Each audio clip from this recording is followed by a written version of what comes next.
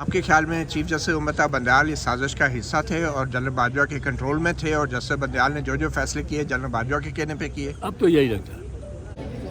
अस्सलाम वालेकुम, मतियुल्लाह जान MJ TV। आज के इस व्लॉग में आपको बताएंगे सुप्रीम कोर्ट में जस्टिस काजी फायज ईसा, चीफ जस्टिस काजी फायज ईसा की सरबराही में 3 रुकनी बेंच ने, जिसमें जस्टिस अमीनुद्दीन खान और जस्टिस अतमन अल्लाह शामिल थे, सुप्रीम कोर्ट बार के सदर एडवोकेट आबिद ज़ुबैरी की उन आइनी दरख्वास्तों की इब्तदाई समाअत की कि जिन दरख्वास्तों में हुकूमत सुप्रीम कोर्ट से कहा गया था कि वो निगरान हुकूमत की तरफ से कराए गए जो नोटिफिकेशन हैं,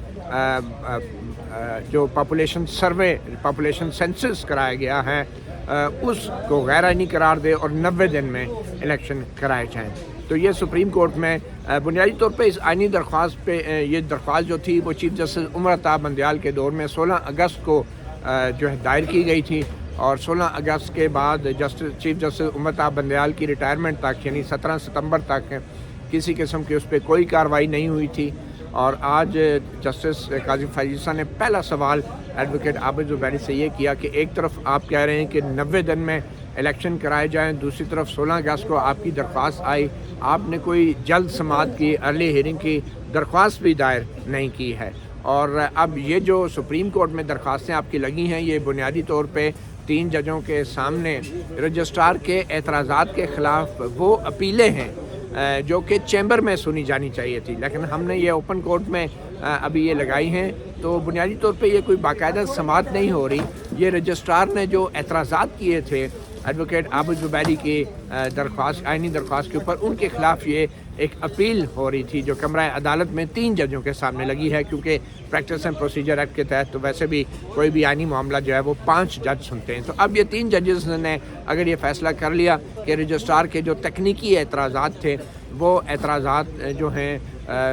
वो गलत थे, तो फिर ये मामला 5 रुकनी बेंच के सामने जाएगा। मगर आज चीफ जस्टिस काजी फायज ईसा ने बहुत से ऐसे सवालात पूछे कि जिन सवालात का एडवोकेट आबिद ज़ुबैरी के पास कोई जवाब नहीं था। पहला सवाल कि आपने 16 अगस्त को ये दरख्वास्त दायर की, तो उसके बाद आपने अर्ली हियरिंग की या फौरी समाअत की दरख्वास्त क्यों नहीं दायर की, जिस पे एडवोकेट आबिद ज़ुबैरी ने पहले तो कहा कि जी मैंने बिल्कुल दायर की थी अर्ली हियरिंग की दरख्वास्त। तो जब रिकॉर्ड देखा गया और चीफ जस्टिस ने अपने अमले से पूछा कि बताएं किधर है वो दरख्वास्त, तो चीफ जस्टिस के अमले ने बताया कि ऐसी कोई दरख्वास्त नहीं है। इसके ऊपर एडवोकेट आबिद ज़ुबैरी थोड़ा गड़बड़ा गए और उन्होंने कहा जी आप ठीक कह रहे हैं, मैंने नहीं दायर की होगी। तो खुद एडवोकेट आबिद ज़ुबैरी जो हैं सुप्रीम कोर्ट बार के प्रेसिडेंट, उन्होंने ये तस्लीम किया कि 16 अगस्त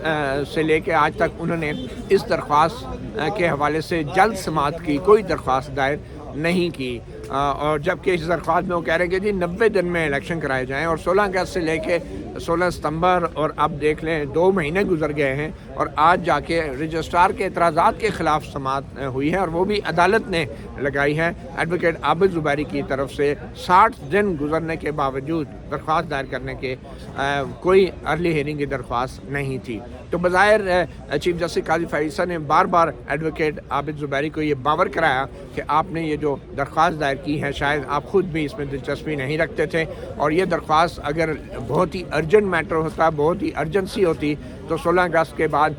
जो है वो चीफ जस्टिस उम्मता बंदयाल के रिटायर होने तक यानी 17 सितंबर तक जो 1 महीने के दौरान ये दरख्वास्त लगाई जा सकती थी। और न सिर्फ वो वाला 1 महीना बल्कि चीफ जस्टिस काजी फायज ईसा वाला 1 महीने के दौरान भी एडवोकेट आबिद ज़ुबैरी ने 90 दिन के अंदर इलेक्शन कराने के हवाले से इस दरख्वास्त की जल्द समाअत की कोई इस्तदा सुप्रीम कोर्ट से नहीं की थी। ये तो पहली बात। दूसरी बात, चीफ जस्टिस काजी फायज ईसा ने बराह रास्त एडवोकेट आबिद ज़ुबैरी से पूछा कि आपने ये भी कहा है कि ये जो पॉपुलेशन सेंसस करवाया गया है,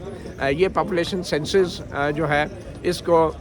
कलअदम करार दिया जाए, क्योंकि इसके अंदर जो मुश्तरका मफादात कौंसिल ने फ़ैसला किया था तो उसमें पंजाब और खैबर पख्तूनख्वा के 2 निगरान वज़ीर थे, और निगरान वज़ीर आइन के इस फोरम मुश्तरका मफादात कौंसिल का रुकन नहीं बन सकते, और मुश्तरका मफादात कौंसिल ने ही ये जो डिजिटल सेंसस पॉपुलेशन का हुआ है उसको बाकायदा नोटिफाई किया है। तो जस्टिस काजी फायज ईसा ने पूछा اگر آپ یہ بتائیں کہ اگر ہم یہ جو آخری 2023 کا ڈیجیٹل سینسس ہے، پاپولیشن سینسس، اگر ہم اس کو تصور کر لیں کہ ہم اس کو غیر آئینی قرار دے دیتے ہیں تو پھر اس کا کیا مطلب ہوگا، اس کے نتائج کیا ہوں گے، اس کے لیگل کانسیکوینس کیا ہوں گے؟ آپ بتائیں کہ کیا یہ 2017 والا جو پاپولیشن سینسس ہے اس کی بنیاد پہ پھر آپ الیکشن چاہتے ہیں؟ اور کیا 2017 والا پاپولیشن سینسس جو ہے وہ باقاعدہ نوٹیفائی ہو چکا ہے؟ کیونکہ 2017 والا جو پاپولیشن سینسس تھا اس میں آئین میں صرف ایک بار 2018 کے الیکشن کے لیے گنجائش نکالی گئی تھی، اور آئین کی جو شق ہے اس میں لکھ دیا گیا تھا کہ 2017 کا یہ جو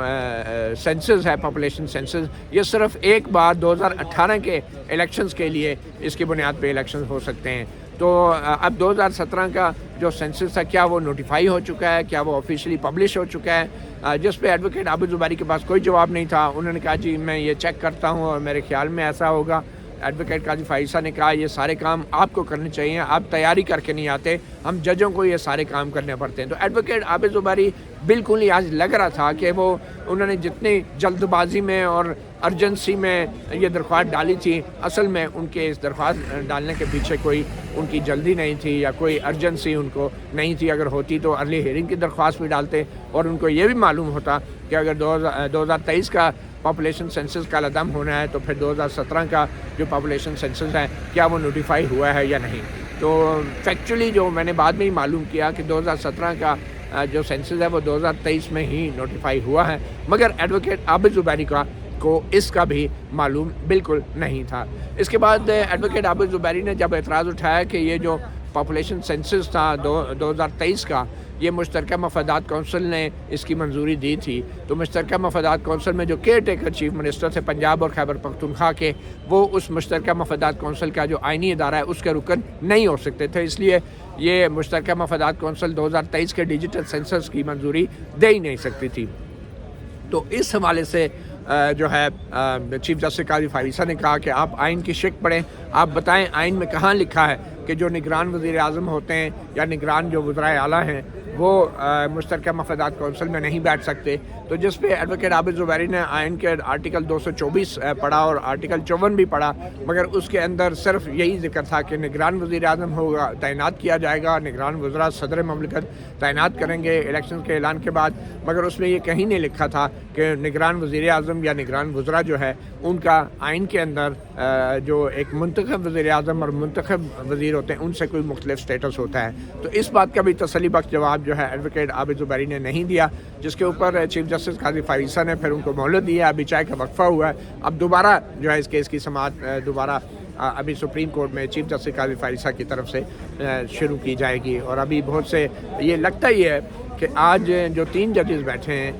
یہ صرف رجسٹرار کے جو اعتراضات ہیں اس حوالے سے کوئی فیصلہ کریں گے، لیکن عین ممکن ہے کہ رجسٹرار کے جو اعتراضات ہیں جو کہ تقریباً اسی نوعیت کے کچھ اعتراضات ہیں، اگر وہ برقرار رہتے ہیں تو یہ 90 دن کے اندر الیکشن کرانے کے حوالے سے سپریم کورٹ بار ایسوسی ایشن کے جو صدر ہیں ایڈوکیٹ عابد زبیری، ان کی درخواست جو ہے وہ خارج بھی ہو سکتی ہے، کیونکہ رجسٹرار کے جو اعتراضات ہیں برقرار بھی رہ سکتے ہیں، یا پھر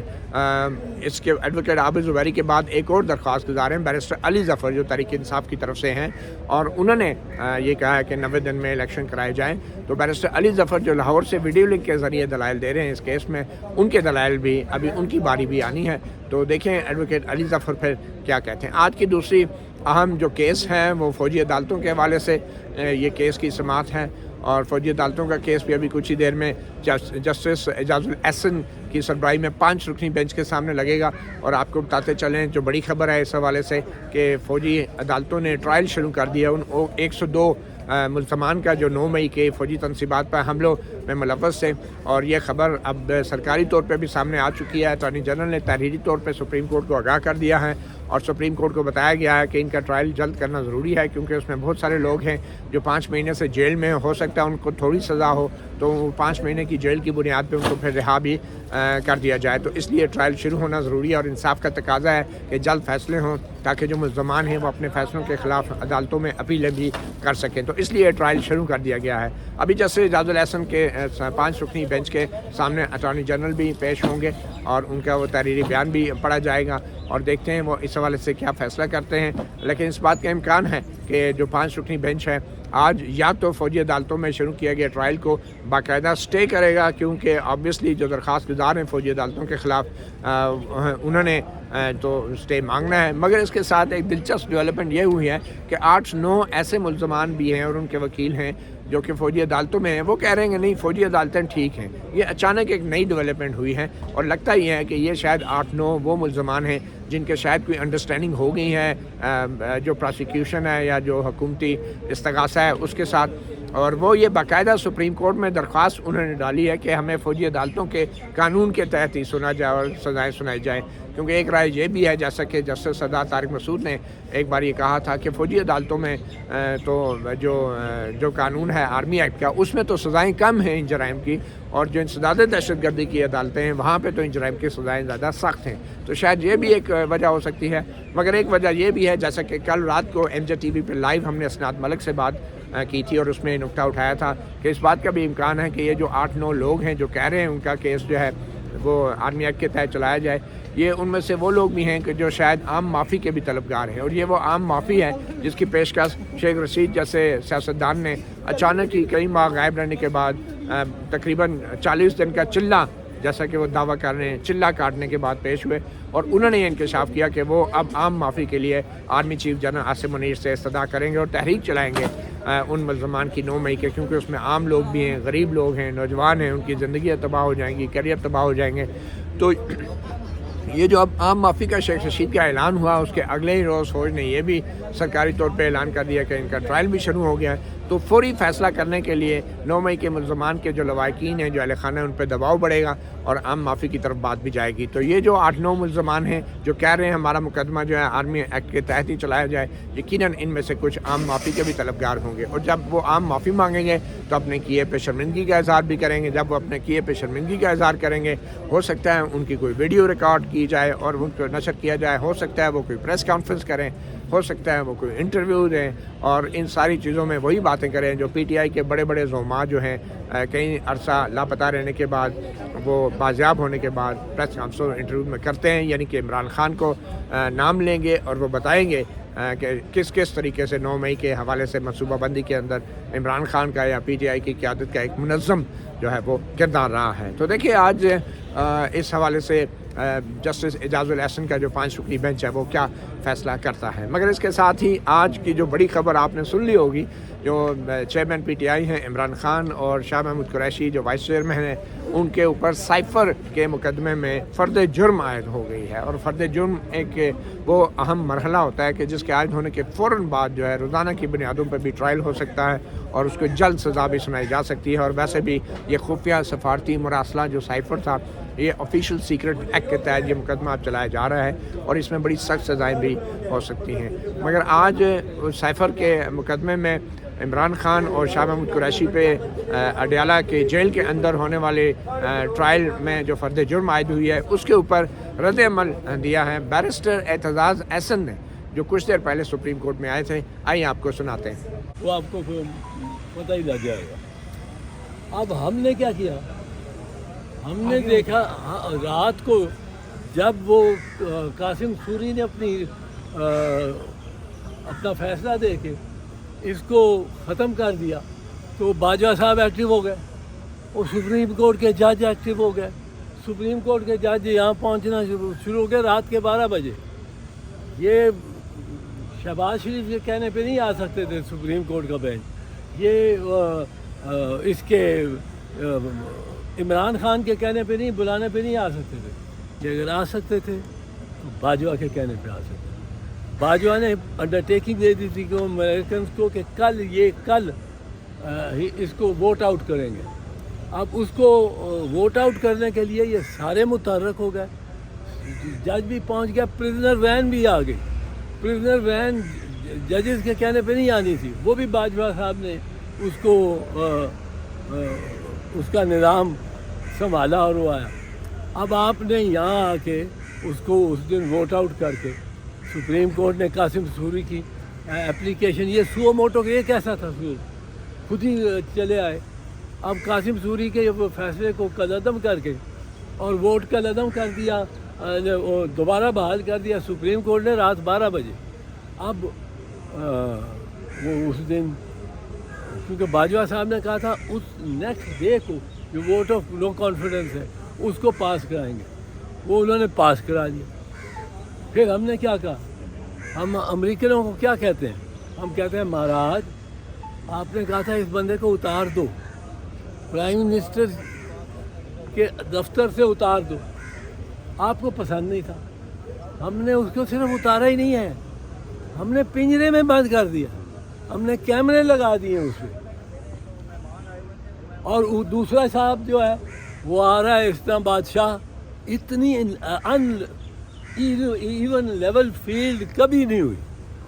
एक को बंद कर रहे हैं, अच्छा उसके जिस बात पे वो कॉन्विक्ट है, वो मफरूर है, उसको एम्बेसडर हमारा हाई कमिश्नर सी ऑफ करता है, उसको जो एम्बेसडर है हाई कमिश्नर है फैसल, डॉक्टर फैसल, उसको